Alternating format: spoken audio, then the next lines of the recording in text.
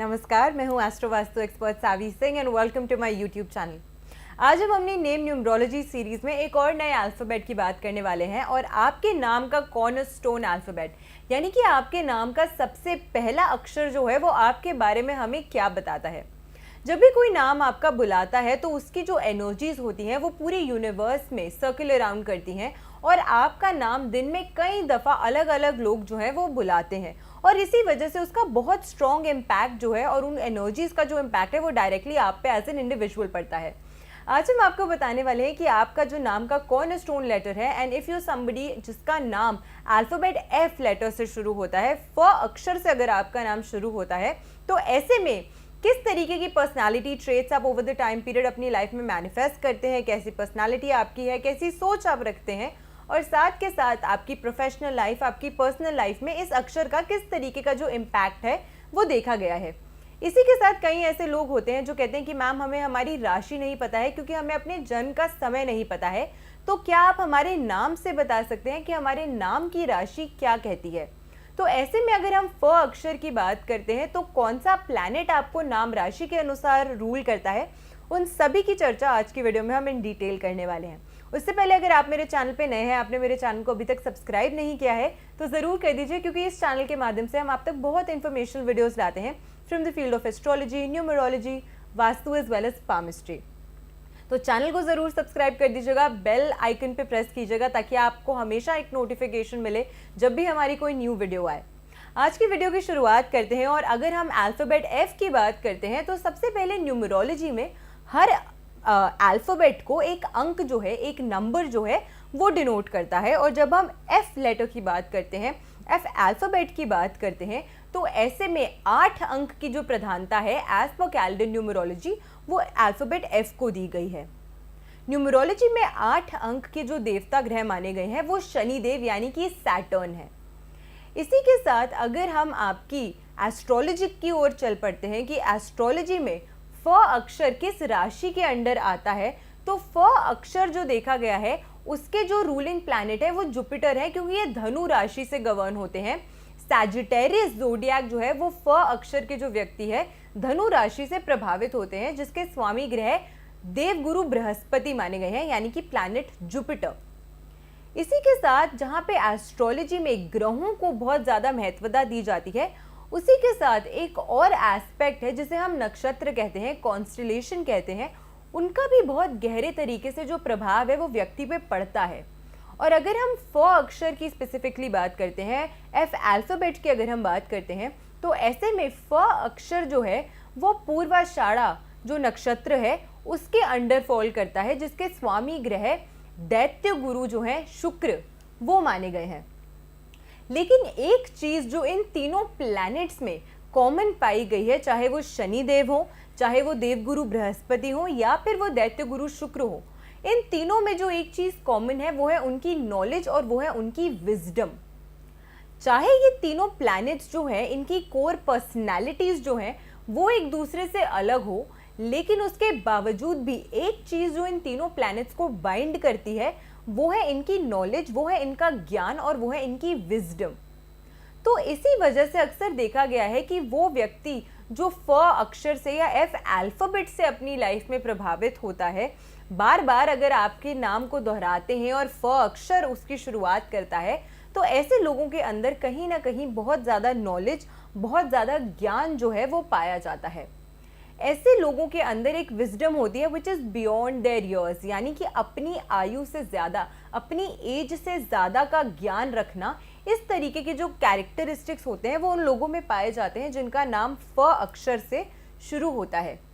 इन लोगों की जो सोच होती है वो नेचुरली दूसरों से अलग, दूसरों से पिक्यूलियर जो है वो देखी गई है, क्योंकि फ अक्षर के जो 3 ग्रह हैं जो उनको प्रभावित कर रहे हैं वो कहीं ना कहीं तीनों ग्रहों में जो एक चीज़ कॉमन देखी गई है वो है उनकी नॉलेज, वो है उनका ज्ञान।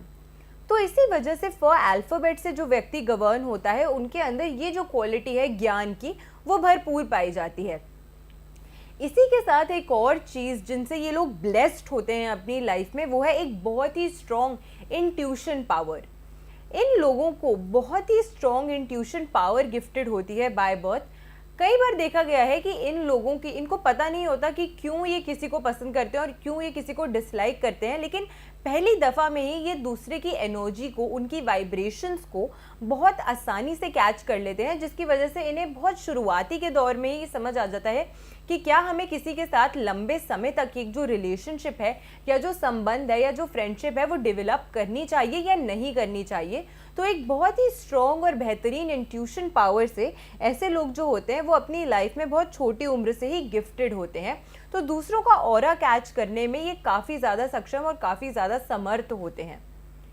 इसी के साथ फ अक्षर जो है, क्योंकि इसके अंदर कहीं ना कहीं शुक्र की क्वालिटीज़ भी मिल जाती हैं और शुक्र मटीरियलिस्टिक गेन्स को दर्शाता है। और साथ के साथ अगर हम पाइथागोरियन न्यूमरोलॉजी की बात करते हैं तो अल्फ़ाबेट एफ जो है उसका नेतृत्व 6 अंक करता है। कैल्डियन में वो 8 अंक करता है, लेकिन पाइथागोरियन न्यूमरोलॉजी के अनुसार 6 अंक जो है वो एफ अल्फ़ाबेट को नेतृत्व करता है।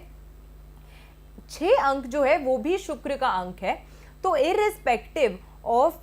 The number which governs you, आपका जो अंक आपको गवर्न करता है उसके बावजूद भी, उस बदलाव के बावजूद भी कहीं ना कहीं शुक्र की जो क्वालिटीज़ हैं वो नक्षत्र के द्वारा और अंक दोनों के ही द्वारा आपके अंदर पाई जाती है। और शुक्र को 6 नंबर को स्पेसिफिकली एक बहुत ही लविंग, केयरिंग और नर्चरिंग नेचर का जो नंबर है वो देखा जाता है। 6 अंक को एक फैमिली ओरिएंटेड अंक जो है वो उस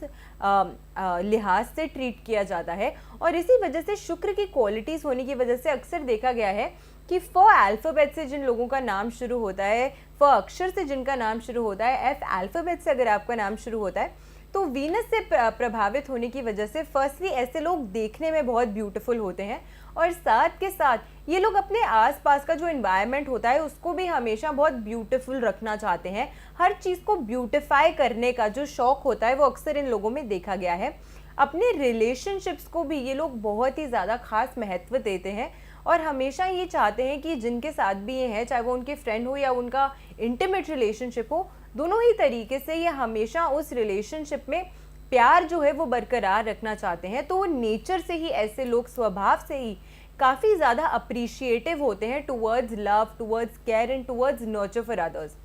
ऐसे लोग हमेशा दूसरों की सहायता करना चाहते हैं क्योंकि शनि देव जो है, शनि ग्रह जो है वो एक तरीके से सबसे धीमी गति से चलने वाला ग्रह है और कर्म प्रधान ग्रह माना जाता है।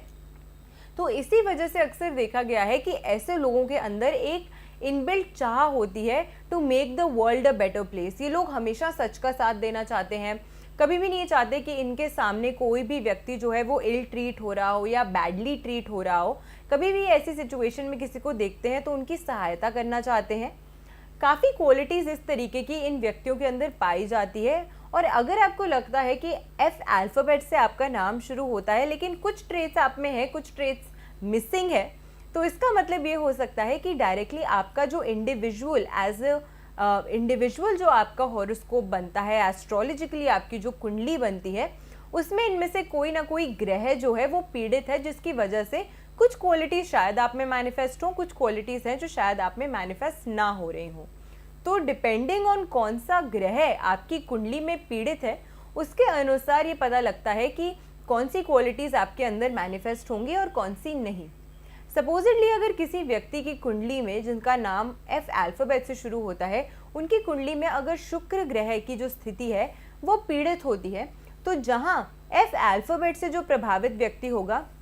वो हर चीज़ को ब्यूटिफाई करना चाहेगा, अपने रिलेशनशिप्स को बहुत ज़्यादा महत्व देगा, काफ़ी ज़्यादा फैमिली ओरिएंटेड होगा और साथ के साथ मटीरियलिस्टिक लाइफ स्टाइल जो है उसको over the time period enjoy करेगा। वही वो व्यक्ति जिसकी लाइफ में वीनस या जिसकी कुंडली में वीनस यानी कि शुक्र ग्रह की जो स्थितियां हैं वो कमज़ोर होंगी या ख़राब दशा में होगी, तो अक्सर देखा गया है कि ऐसे लोगों की लाइफ में मटीरियलिस्टिक गेन्स की जो कमी है वो हमेशा बनी रहती है। इसी के साथ रिलेशनशिप्स ऐसे लोगों के बहुत ज़्यादा स्टेबल नहीं होते हैं, कहीं ना कहीं इनको रिलेशनशिप्स के मामले में दिक्कतों का सामना जो है वो ओवर द टाइम पीरियड करना पड़ता है। और भी ऐसी कई सारी चीज़ें होती हैं जिनका सामना उनको करना पड़ता है, मटीरियलिस्टिक भी और इमोशनली भी। इनकी जो एक फैमिली लाइफ होती है वो थोड़ी सी ट्रबल्ड होती है और शादीशुदा ज़िंदगी में भी कहीं ना कहीं दिक्कतों का सामना इनको करना पड़ता है। तो एक ही ग्रह की पीड़ित या फिर एक ही ग्रह की स्ट्रॉन्ग होने की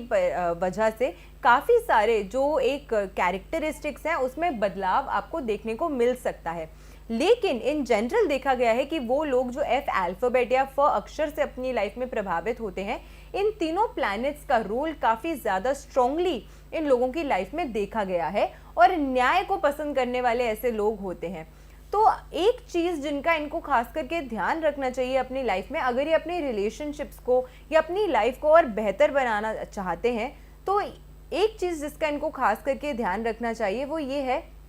कि लाइफ में इनको हर व्यक्ति जो है वो इन्हीं के हिसाब से, इन्हीं के अनुसार काम करने वाला या इन्हीं की जैसी न्यायप्रिय सोच रखने वाला मिले, ऐसा ज़रूरी नहीं है। और इसी वजह से अक्सर देखा गया है कि इनकी बड़ी जल्दी दूसरों से लड़ाई या बड़ी जल्दी इनको छोटी छोटी बातों का बुरा लग जाता है, जब इन्हें लगता है कि किसी ऐसी सिचुएशन में है जहाँ पे किसी की सहायता करना चाहते हैं, लेकिन जो सामने वाला व्यक्ति है उसके अंदर वही अमाउंट ऑफ ज़ील या वही अमाउंट ऑफ कंपैशन नहीं है टुवर्ड्स अदर पीपल। तो क्योंकि ये खुद बहुत ज़्यादा एम्पैथेटिक और कंपैशनेट इन नेचर होते हैं, तो ये हमेशा चाहते हैं कि इनके आसपास के भी जो लोग हैं वो हर चीज़ को इसी लिहाज से सोचें। बट ज़रूरी नहीं है कि सामने वाले व्यक्ति के अंदर भी वही कंपैशन और वही एम्पैथी हो जैसी कि आप महसूस करते हैं, जिसकी वजह से इमोशनल टर्मोइल्स का सामना इनको अपनी रिलेशनशिप्स में करना पड़ता है। तो इस चीज़ का अगर ये लोग ध्यान रखते हैं और इस चीज़ से अगर बहुत ज़्यादा over the time period bother नहीं होते हैं, तो काफ़ी ज़्यादा अच्छी चेंजेस अपनी लाइफ में देख सकते हैं।